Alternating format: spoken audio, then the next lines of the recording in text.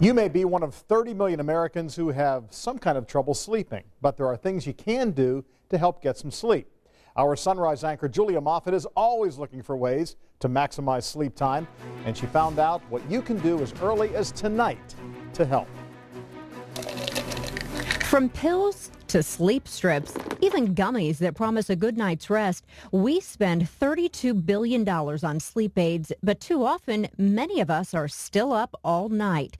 We try sounds like a gentle stream or a rainy night to lull us to sleep, even so-called dream water, sleep in a bottle, but many of us still battle at bedtime.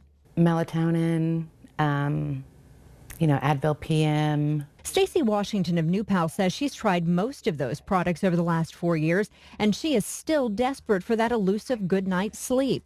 I wake up, in the middle of the night at random times, and sometimes I can't go back to sleep. It puts me in a bad mood. You're not happy because you haven't had enough rest. Many people are turning to prescription drugs and even sleep clinic tests to find the key to Z's. Dr. Hani Haddad is a doctor at Community North Sleep Clinic. He knows why people aren't sleeping, and he knows exactly how to help them get a good night's rest. So we asked him what really works and what doesn't.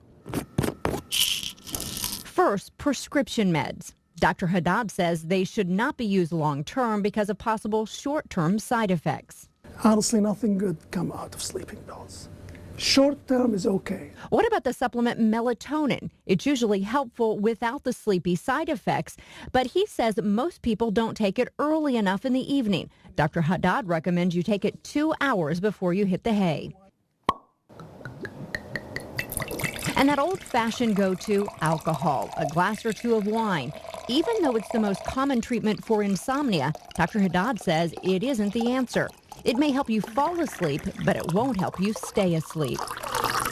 And when you're trying to fight drowsiness, a power nap can help, but no longer than 20 minutes and not close to bedtime. And no surprise here, he says caffeine is the enemy of sleep. Even decaf coffee has caffeine.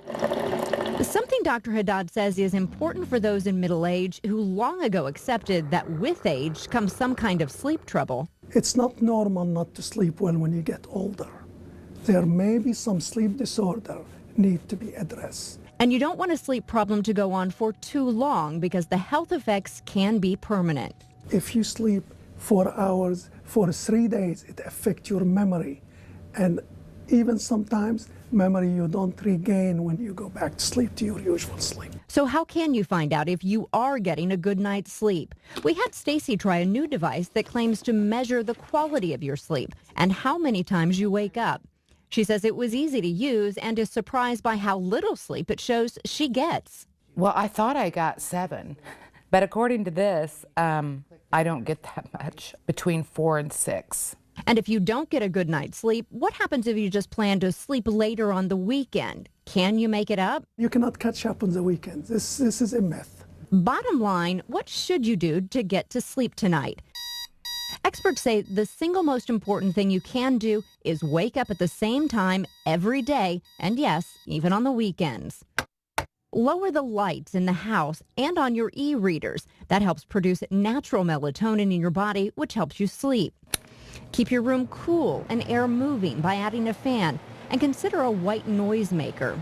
And turn off the TV, computers, and phones an hour before bedtime to avoid stimulation and that blue light that can interfere with sleep.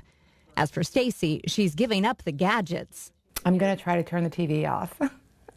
I'm going to start with that one. And hopefully a better night's sleep will follow. Julia Moffett, Channel 13 Eyewitness News. And tomorrow morning on Sunrise, we'll show you a new device that helps diagnose sleep apnea at home and some important information for parents with children who may have issues with sleep. And tonight on WTHR.com, we explain how much sleep children should really get.